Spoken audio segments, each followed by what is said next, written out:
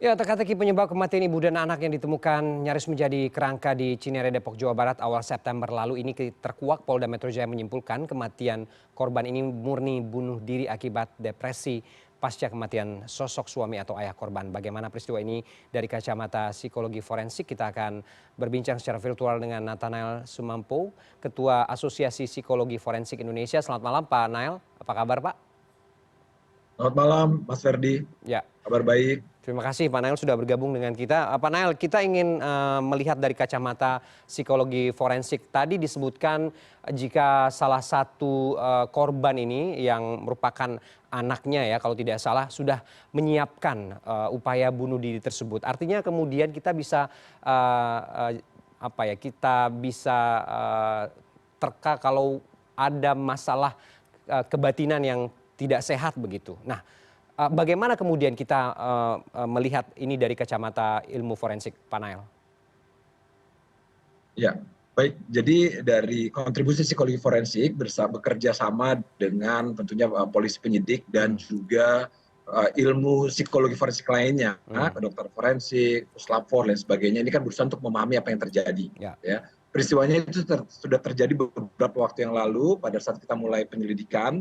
Tentunya kita melakukan penyelidikan secara deduktif dan induktif dengan metode ilmiah di psikologi forensik kami melakukan namanya proses otopsi psikologis. Nah, otopsi psikologis ini kita melakukan metode retrospektif untuk memahami seperti apa kondisi psikologis kedua individu ini, bagaimana relasi mereka, interaksinya mereka seperti apa, lalu kemudian bagaimana juga gaya hidupnya dan sebagainya. Nah, kami melakukan otopsi psikologis melalui multi method, multi tools gitu ya. Jadi kita mewawancarai anggota keluarga, orang-orang yang terakhir berinteraksi dengan mereka. Kami juga menganalisis dokumen-dokumen ditinggalkan, aktivitas di dunia digitalnya dan lain sebagainya ya.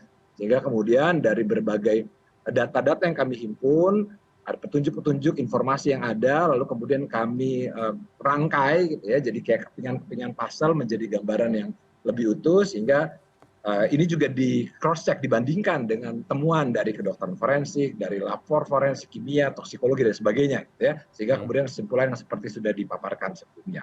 Ya. Oke, Pak Nael, tadi Anda di pernyataan sebelumnya menjelaskan bahwa kemudian ada juga hubungannya dari penelitian atau pendalaman yang dilakukan dengan laporan konteks masyarakat Jepang. Nah, ini maksudnya apa? Iya, jadi kan kita tahu bahwa penting untuk memahami bagaimana konteks psikososial individu, gitu ya. Psikososial, psikonya bicara tentang apa yang dipikirkan, apa yang dirasakan, apa yang tingkah lakunya. Lalu kemudian kita tahu bahwa diri kita ini kan dipengaruhi juga oleh faktor sosial, ya. Sosial salah satunya kemudian apa yang kita anggap, apa yang menjadi minat kita, dari mana kita memperoleh inspirasi-inspirasi. Karena dalam banyak hal kita bertingkah laku tertentu kan hasil belajar. Ya, hasil belajar dari lingkungan, hasil dari bagaimana kita memahami gitu ya lingkungan sekitar dan sebagainya. Seperti itu. Nah, ini memang ditemukan pada salah satu individu yang kemudian ditemukan tewas ini, dia punya minat yang mendalam tentang segala sesuatu yang berhubungan dengan Jepang. Ya.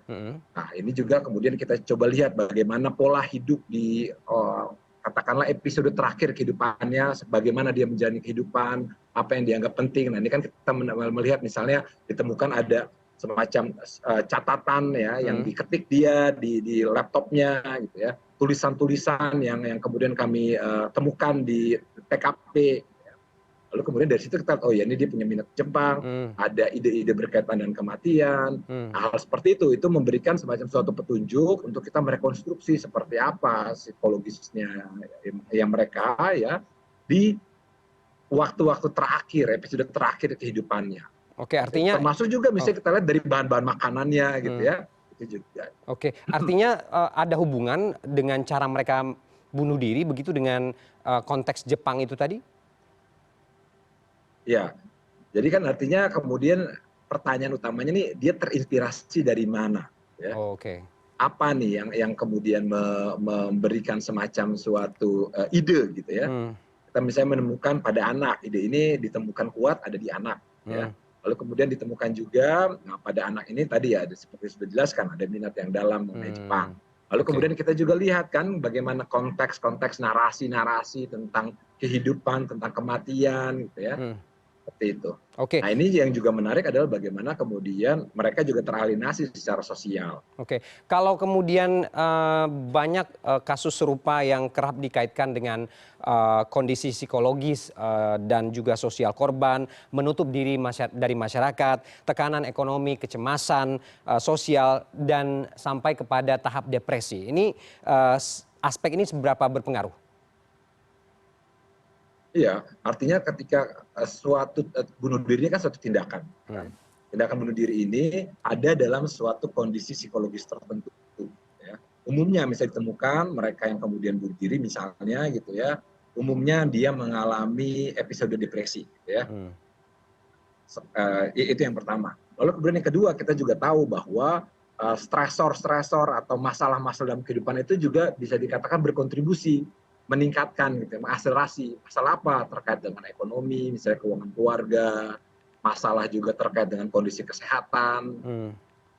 Nah, hal seperti ini sebenarnya kemudian bisa diatasi gitu ya ketika individu atau keluarga itu punya faktor protektif. Apa yang maksud faktor protektif? Misalnya dia punya dukungan sosial, dia punya keluarga yang kemudian keluarga atau lingkungan di mana dia bisa mengakses mereka gitu ya. Hmm. Mau minta tolong. Hal seperti itu kan juga penting ya, apalagi lagi di era kehidupan sosial kita seperti saat ini Ya. kan. Seperti itu. Nah, Oke. jadi seperti itu.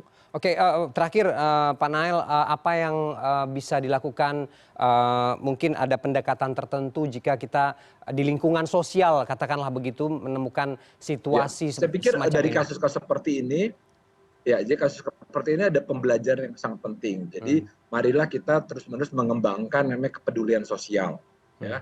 Jadi misalnya ketua RT, ketua RW, atau kemudian siapa yang ada di masyarakat ini aware, peduli. Hmm. Siapa di komunitas di mana kemudian kita berada yang bisa dikatakan masuk dalam kategori rentan.